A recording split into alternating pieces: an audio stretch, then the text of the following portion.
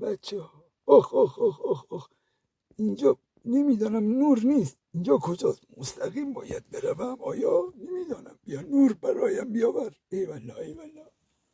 اوه نه، اینجا چاله است. نباید به چاله بیفتم.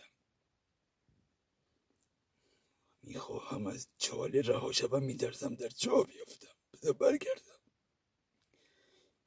آخ چگونه این سربالایی را به بالا بروم.